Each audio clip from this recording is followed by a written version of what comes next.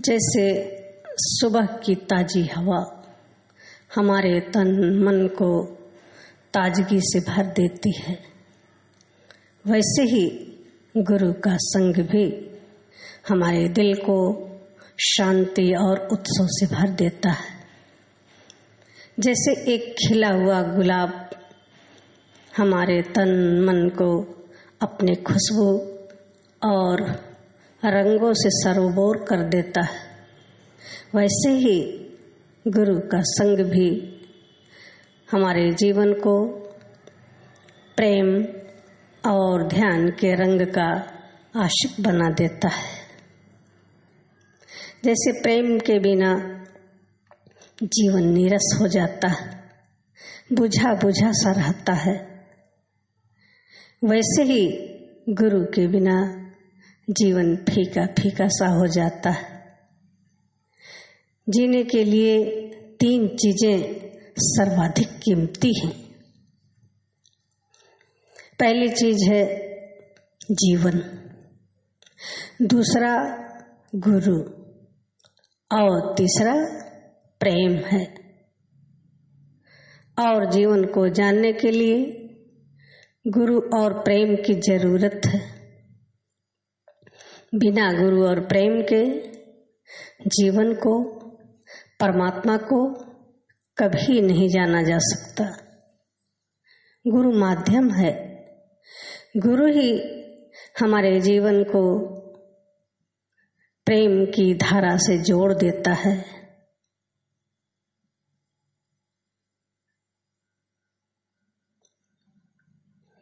और प्रेम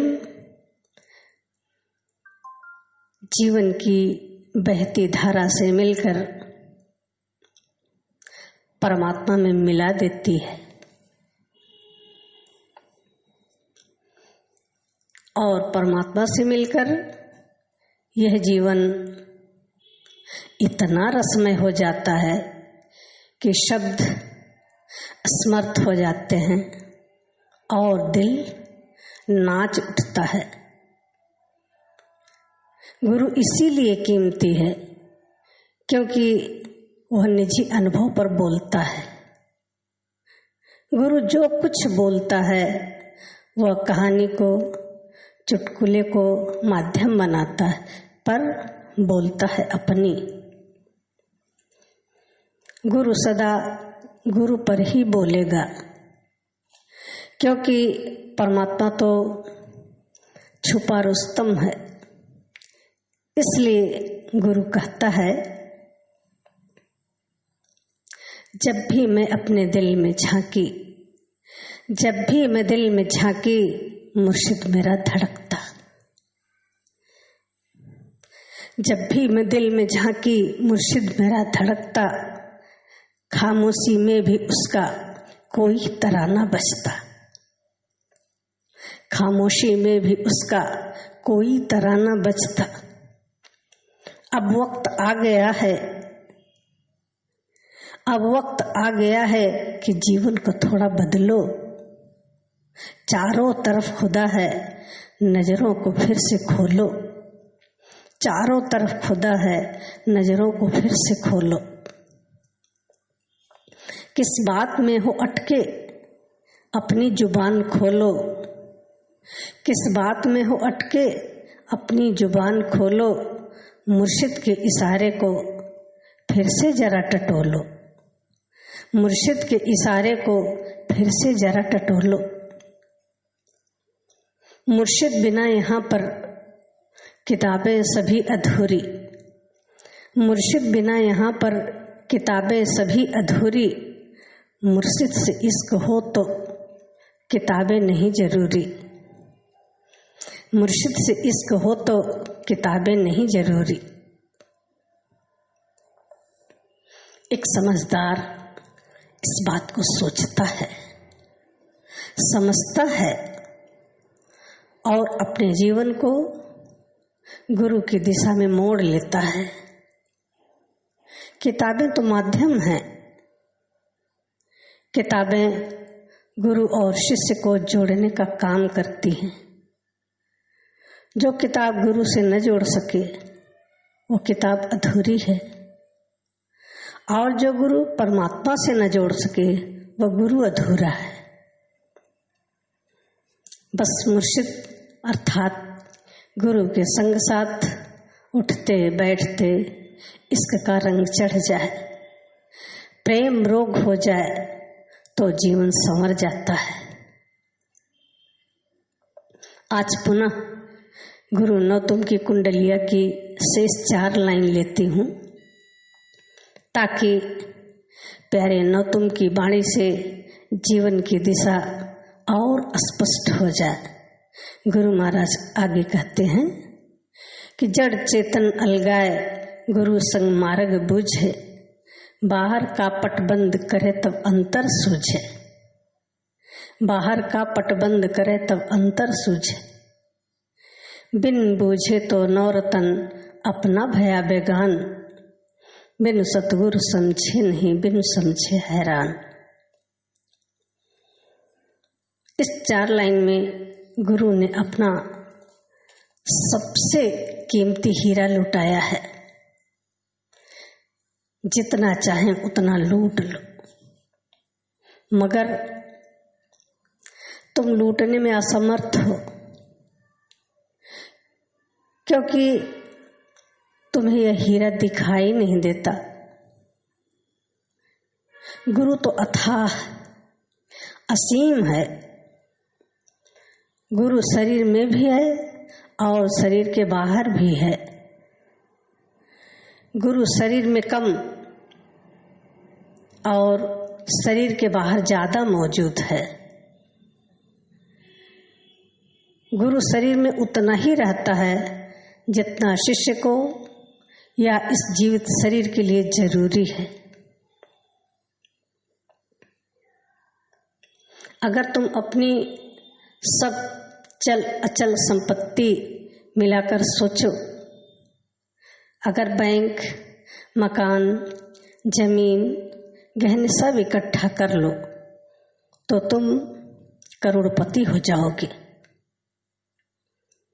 पर जब बाजार जाते हो या टहलते हो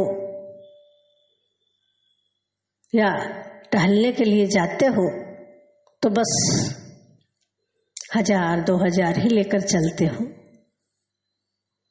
ऐसे ही गुरु भी शरीर के तल पर हमारी ही तरह दिखता है, हमारी ही तरह शरीर की जरूरतें पूरा करता है। पर गुरु जानता है कि उसके पास शरीर ही नहीं, परमात्मा की, आनंद की, अदृश्य की दौलत है। इसीलिए हम गुरु को पूर्ण धनी कहते हैं। वस्तुतः गुरु पूर्ण परमात्मा ही होता है, पर शरीर के कारण हम उसे थोड़ा ही महसूस कर पाते हैं। हम सीमित प्रेम के कारण गुरु के आस पास की थोड़ी आभा ही देख पाते हैं। शरीर के तल पर हम सब एक जैसे ही हैं,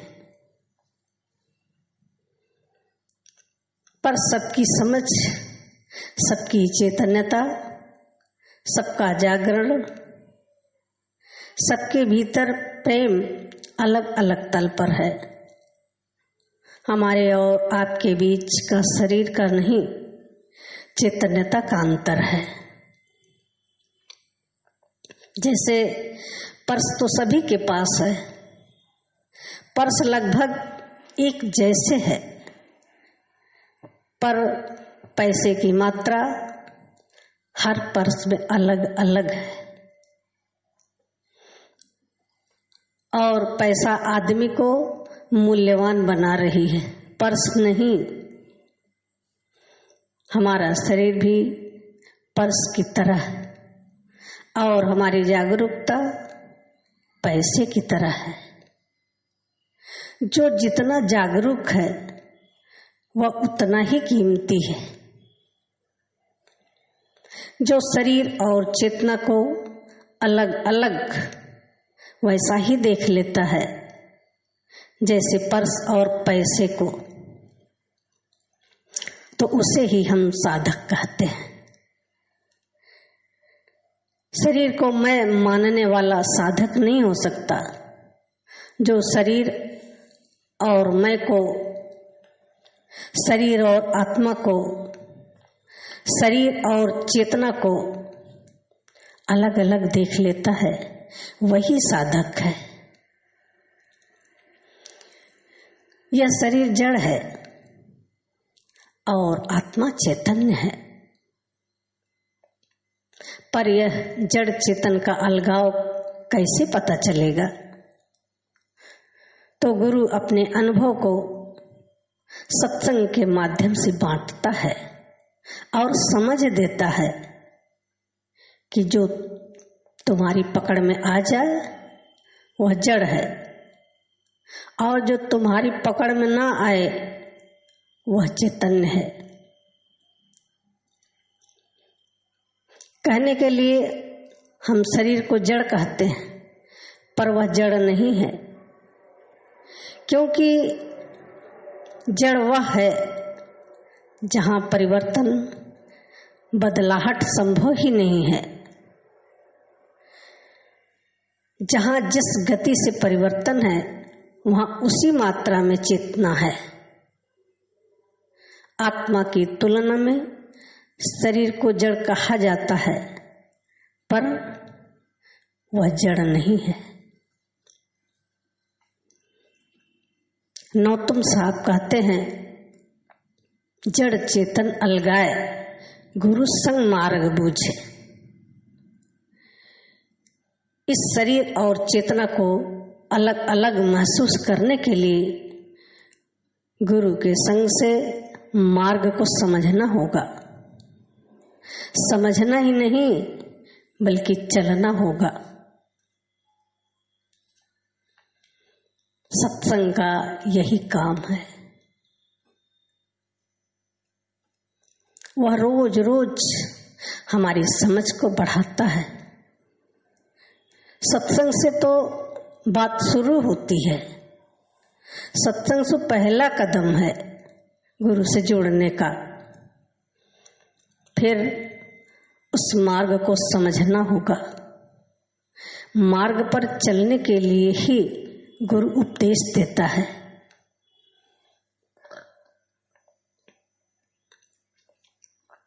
मेरे गुरु ने मुझे विहंग योग मार्ग का उपदेश देकर शून्य के मार्ग में प्रविष्ट करा दिया।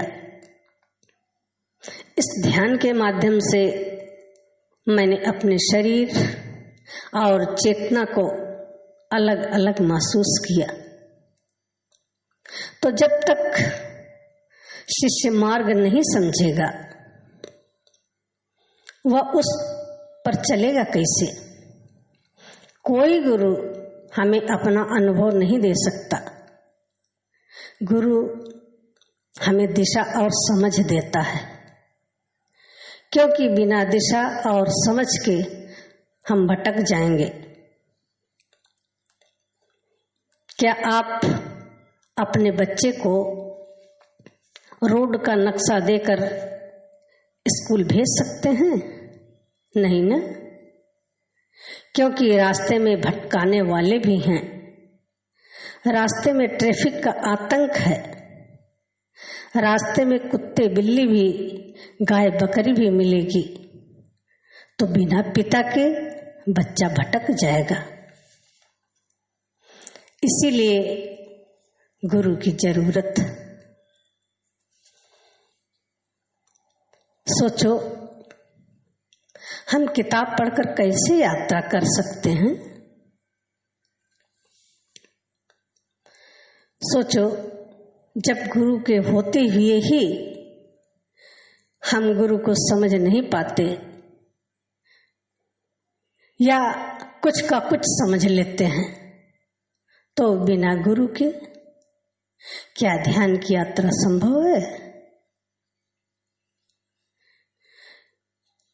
जब गुरु के रहते ही अपने मन का अर्थ निकाल लेते हैं तो किताब पढ़कर गुरु के वचन का सही अर्थ कैसे निकाल पाएंगे। और बिना यात्रा के, बिना अनुभव के अर्थ निकालना बस भूसा पाना है, दाना तो मिलेगा ही नहीं। जब गुरु के रास्ते, गुरु के रहते ही गुरु को समझना कठिन हो तो बिना गुरु के उसकी बातों को समझना और चलना तो और कठिन है। गुरु उपाय देता है, पर यदि बिना गुरु के उपाय करोगे तो समाधान की जगह समस्या देगा।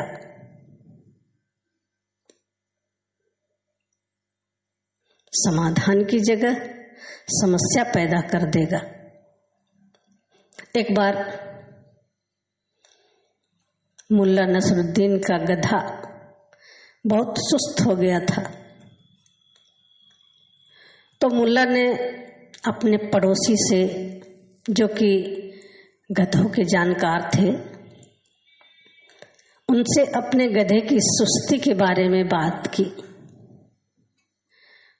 तो पड़ोसी ने कहा, नसरुद्दीन ऐसा करो, थोड़ा सा अमोनिया गधे के पुट्ठे पर मल दो, तुम्हारा गधा चंगा हो जाएगा। मुल्ला नसरुद्दीन ने वैसा ही किया और गधा स्वस्थ हो गया।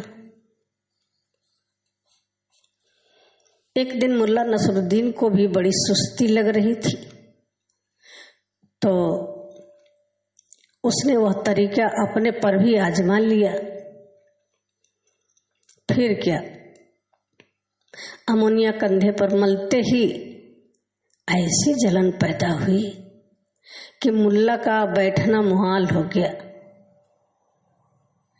मुल्ला नसरुद्दीन अपने कमरे में गोल गोल चक्कर लगाने लगा। नसरुद्दीन की बीबी पड़ोसन के घर से वापस जब आई तो देखी कि मुल्ला तो गोल गोल कमरे में दौड़ लगा रहा। बीबी ने पूछा, तुम्हें क्या हो गया है?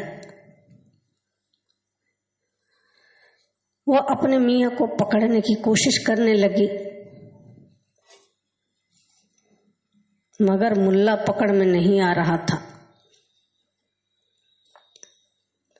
मुल्ला नसरुद्दीन ने अपनी भोली पत्नी से कहा, पहले ऐसा करो, उस बोतल में रखी हुई चीज को अपने शरीर पर, अपने बदन पर इस्तेमाल करो, फिर मेरा पीछा करो, तब तुम आसानी से पकड़ो लोगी। सोचो कितनी खतरनाक बात है। पड़ोसी ने तो गधे की सुस्ती के लिए बताया था, पर मुल्ला जी अपने कंधे पर ही अमोलिया मल लिया और ऊपर से पत्नी को भी सुझाव दे दिए। अब पति आगे दौड़ लगा रहा और पत्नी पति के पीछे पीछे दौड़ लगा रही। गुरु के संग साथ उसके निर्देश पर ही ध्यान की यात्रा करनी चाहिए, और बिना ध्यान के हम कभी उस अनुभव को नहीं पा सकते कि जड़ चेतन अलगाए गुरु संग मार्ग बूझे। यह शरीर और आत्मा का अलग अलग अनुभव पाना गुरु के संग से ही संभव है। जब तक यह अनुभव ना मिले तुम गुरु के संग से चूक रहे हो। मेरे गुरु महाराज ने आगे कहा है, इशारा करते हैं कि बाहर का पट बंद करे तब अंतर सूझे। गुरु यही सीख लुटाता है, यहीं से ध्यान की शुरुआत करता है। बाहर का पट बंद करना ही ध्यान की शुरुआत है। गुरु कितना स्पष्ट इशारा करता है, बाहर का पट बंद करना। यह आधा काम हुआ। अब बाहर से रिश्ता, बाहर से लेन देन बंद करना है और भीतर अपने अंतर आकाश में झांकना है। तो जो भी गुरु के मार्ग को बूझ लेता है, समझ लेता है, वो अंतर्मुखी हो जाता है। अंतर्मुखी होने का अर्थ अपने पास, अपने भीतर के एकांत में रम जाना।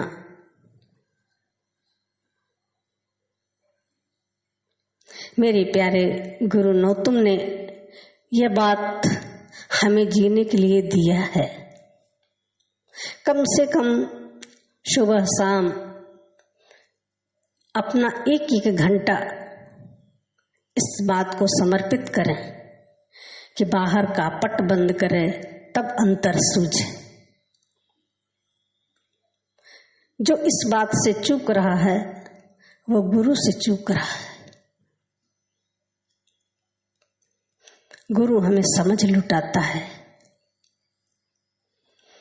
कि आंख तो बंद कर लिए, क्योंकि हम एक बार में एक ही दिशा में देख सकते हैं।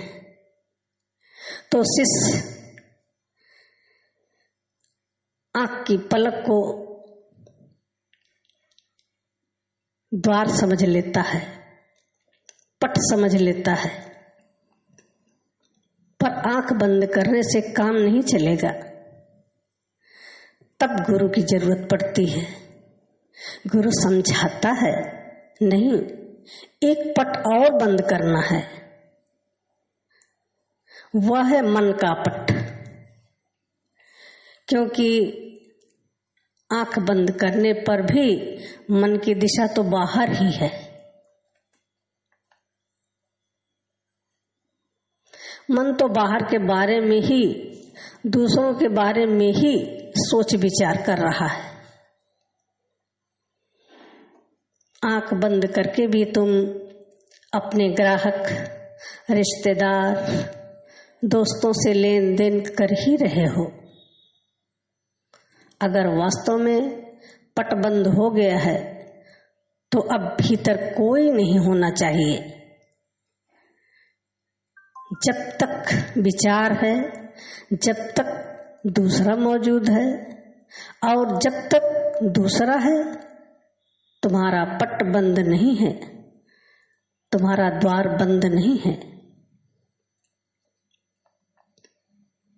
अब मन का पट बंद करना, विचारों का आवागमन बंद करना गुरु के संग और ध्यान से ही संभव है।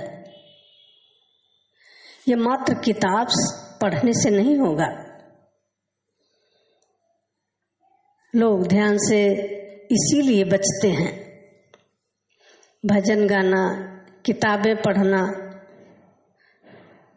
आंख बंद करना ध्यान में सहायक है, पर मूल बात है मन का पट बंद करना, मन का द्वार बंद करना, मन का बंद हो जाना, विचारों का बंद हो जाना ही पट को बंद करना है। तब अंतर में निर्विचार के बाद जो दिखेगा वह सत्य का, ध्यान का, परमात्मा का जगत होगा।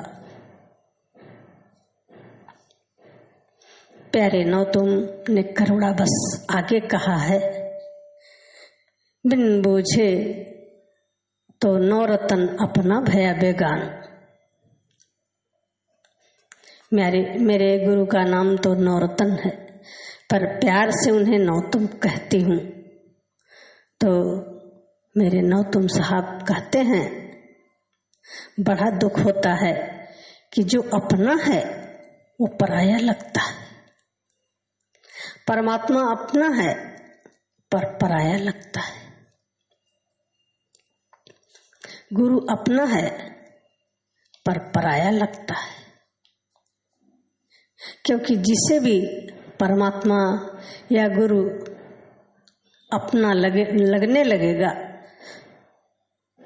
वह उसे खोजेगा, न कि पूजेगा। वो सच्चा प्रेमी तो खोजने पर रुक नहीं सकता। सच्चा प्रेमी अपनी प्रेमिका को खोजेगा ही। यदि प्रेमिका मौजूद है तो प्रेमी प्रेमिका की फोटो लगाकर फूल थोड़े ही चढ़ाएगा, वह तो मजनू जैसा बावरा हो जाएगा। तो गुरु हमें परमात्मा के प्रति बावरा कर देता है। गुरु पूजना नहीं, खोजना सिखाता है। जिसे गुरु अपना लगता है वह गुरु का संग छोड़ता ही नहीं। गुरु दृश्य है और परमात्मा अदृश्य है। पर याद रखना, गुरु पूरा दृश्य नहीं है। गुरु 10% ही दृश्य है, बाकी 90% अदृश्य परमात्मा से एक है। इसलिए गुरु संग बैठना, गुरु को देखना, गुरु को सुनना, गुरु से पूछना आसान है। गुरु है तभी तो प्रेम की शुरुआत होगी। गुरु की प्रतीक्षा करने से प्यास का जन्म होगा। किताब पढ़कर किसकी प्रतीक्षा करोगे? किताब, ग्रंथ, शास्त्र जितनी बार पढ़ोगे वह भी गुरु की ओर ही धक्का मारेगा। गुरु तो सूरज है और ग्रंथ दीपक की तरह। दीपक उपयोगी है पर रात के लिए। तो जब तक गुरु नहीं मिल जाता ग्रंथ सहयोगी है, पर ग्रंथ को सब कुछ मान लेने से गुरु से चूक जाओगे। इसलिए ग्रंथ से सावधान रहना। जब बोलते हुए व्यक्ति को समझ नहीं रहे हो तो ग्रंथ को कैसे समझ पाओगे? इस बात को बार बार विचार करना, अपने विवेक से सोचना कि जब गुरु के होते हुए गुरु को नहीं समझ पा रहे हैं तो बिना गुरु के क्या ग्रंथ और परमात्मा को समझ पाओगे? गुरु ग्रंथ और परमात्मा के बीच सेतु है। सोचो, जब कृष्ण के होते हुए दुर्योधन शिशुपाल नहीं समझ सके तो क्या गीता पढ़ने से कृष्ण को समझ पाओगे? गुरु तो समझ देता है, वह पूजा नहीं करवाता, पर लोग प्रेम से पूजने लगते हैं। गुरु तो समझाता है कि परमात्मा तक पहुंचने के लिए 4 डंडे की एक सीढ़ी है। पहला डंडा है ग्रंथ किताब, दूसरा डंडा गुरु सत्संग है, तीसरा डंडा ध्यान और भक्ति है, और चौथा डंडा समाधि या परमात्मा है। इस 4 डंडे की सीढ़ी पार करने पर ही अनुभव, मुक्ति, स्वतंत्रता या आनंद हाथ लगता है। अब नौतम साहब हमें और आगे ले जाते हैं और सचेत करते हैं कि बिन बूझे नौ रतन अपना भया बेगान। ये कैसी अनहोनी घटना घट गई, यह कैसे हो गया कि जो अपना था वो बेगाना हो गया। अपना बेगाना नहीं हो सकता, वो भी परमात्मा। जरूर कुछ चूक हो रही है। यह तभी संभव है जब किसी व्यक्ति की याददाश्त चली जाए। यदि तुम्हारी पत्नी की किसी चोट से याददाश्त चली जाए तो अपना वही घर दूसरे का घर लगेगा। वो अपने बच्चों से, पति से पहले जैसा व्यवहार नहीं करेगी। शायद तुम्हारी पत्नी तुम्हें गाली भी दे, क्योंकि अब तुम उसके पति न रहे। तुम्हारी पत्नी अब बच्चों को प्यार नहीं देगी। पूरा परिवार बेगाना, पराया, अनजाना हो गया। लेकिन तुम अपनी पत्नी का ख्याल रखोगे, क्योंकि तुम्हारे लिए तुम्हारी याददाश्त सही सलामत है। तुम्हारे लिए अभी भी वो पत्नी है। हम सबके साथ यही हुआ है कि अहंकार और सुख के ढेर में हमारी स्मृति, हमारा होश, हमारा ध्यान खो गया है। गुरु हमारे ध्यान को, हमारी स्मृति को सत्संग और ध्यान से वापस लाने का उपाय करता है।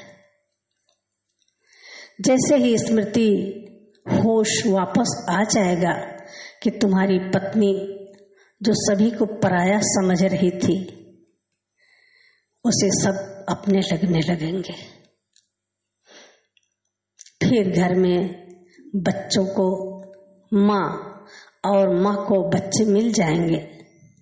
यही होश, यही ध्यान परमात्मा की ओर ले जाए तो हम उसके अपने हो जाएंगे।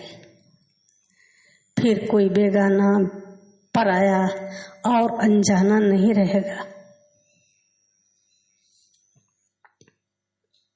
संसार की चोट ने तुम्हारी स्मृति, याददाश्त मिटा दी थी। गुरु फिर से चोट करके उस स्मृति को, होश को वापस लाने में सहयोग देता। इसीलिए गुरु कीमती है। हम बार बार बाहर भटक जाते हैं। घर वापस लाने के लिए गुरु बार बार हमारे सामने हजार ढंग से आता है। गुरु बार बार कहता है, खुद से दूर मत जाना। किसी शायर ने कहा है, हम हैं काबा, हम हैं बुतखाना, हम ही है कायनात। हम हैं काबा, हम हैं बुतखाना, हम ही है कायनात। हो सके तो खुद को भी एक बार सजदा कीजिए। हो सके तो खुद को भी एक बार सजदा कीजिए। गुरु खुद को ही सजदा करना सिखाता है, क्योंकि खुद में ही खुदा छिपा है। खुद में झांकना और खुद में ही पा लेना ध्यान है। इसीलिए गुरु अपने पास, अपने भीतर डूबने की कला सिखाता है।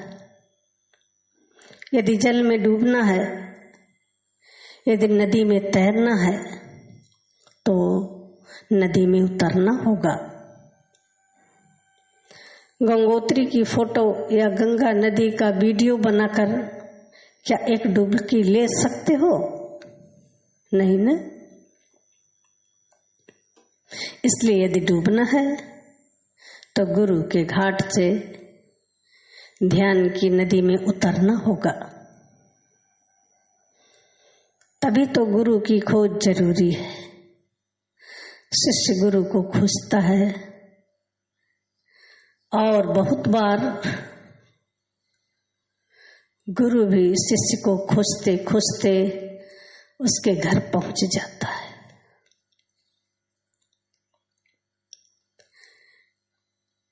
एक बार दादू अपने दुकान में बैठे ग्राहकों को सामान दे रहे थे और पैसे ले रहे थे। बड़ी लगन से, बड़े प्रेम से हर ग्राहक से लेन देन कर रहे थे। वे इतने व्यस्त थे कि सिर उठाने की फुर्सत मिल ही नहीं रही थी। इसी बीच एक बूढ़ा फकीर भी ग्राहकों के बीच पहुंच गया और दादू की इस व्यस्तता को देखकर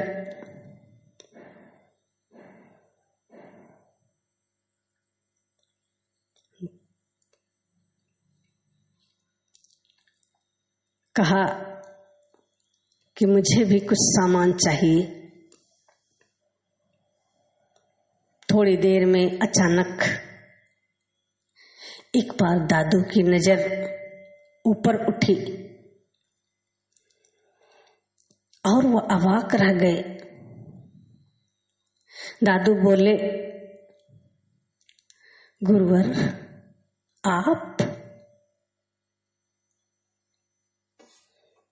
आप कब से मेरी प्रतीक्षा कर रहे हैं? आप बोले क्यों नहीं? गुरु ने कहा, दादू तू लेन देन में इतना व्यस्त था कि मैं क्या कहता। मैं तो घंटे भर से ही तुम्हारी प्रतीक्षा कर रहा हूं, पर परमात्मा ना जाने कब से तुम्हारे आने की राह देख रहा है। चल दादू, अब देर न कर, बहुत देर हो जाएगी। परमात्मा तो बुला रहा, पर मेरा बूढ़ा शरीर पता नहीं कल तुम्हें बुलाने में असमर्थ हो जाए। आज बोल सकता हूं, आज बुला रहा हूं, आज तुम्हारा हाथ थाम सकता हूं, आज तुम्हारे साथ परमात्मा की ओर कुछ कदम चल भी सकता हूं। पर कल क्या पता कोई गुरु तुम्हें ढूंढता हुआ आए या ना आए। और दादू तत्क्षण गुरु के साथ चल दिए। एक बार भी न दुकान की ओर देखा और न ग्राहक न तिजोरी। मानो गुरु क्या मिला, सब मिल गया। और दादू का प्रेम गुरु के प्रेम से मिलकर परमात्मा के सागर से एक हो गया।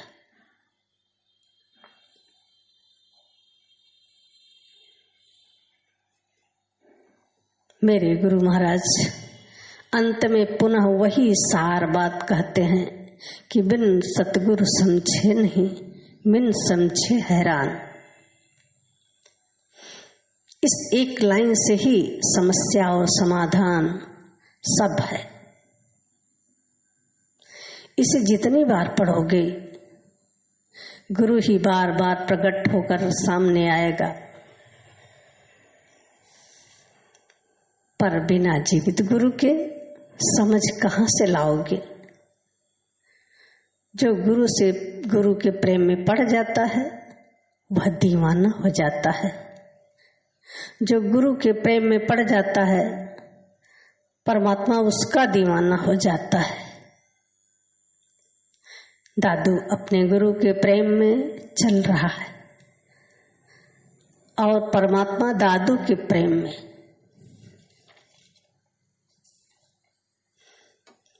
धन्य है वह शिष्य जो गुरु के प्रेम में पड़ जाता है, क्योंकि प्रेम का स्वाद ही परमात्मा का स्वाद है। जिसे यह स्वाद लग जाता है वह मीरा और सहजों की तरह गा उठता है।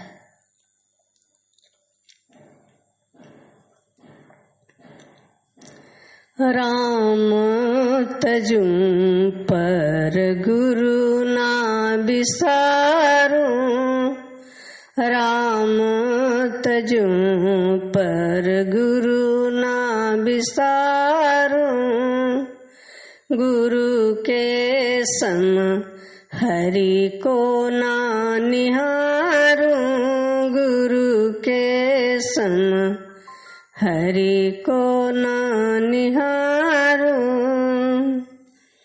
हरि ने जन्म दियो जग माही, हरि ने जन्म दियो जग माही, गुरु ने आवागमन छुड़ाई, गुरु ने आवागमन छुड़ाई। राम तजुं हरि ने मोसु आप छिपायो, हरि ने मोसु आप छिपायो, गुरु दीपक लेता ही दिखायो, गुरु दीपक लेता ही दिखायो। राम तजुं पर गुरु ना बिसारूं, गुरु के सम हरि को ना निहारूं। गुरु बड़ा कीमती है। अब आप अपने अंतस आकाश में थोड़ी देर रमण करें। अब अपने भीतर चिदाकाश में डूबें, ध्यान में उतरें। अब अपने तन मन से अलग अपनी चेतना को महसूस करें। थोड़ी देर हम लोग बैठ जाएं।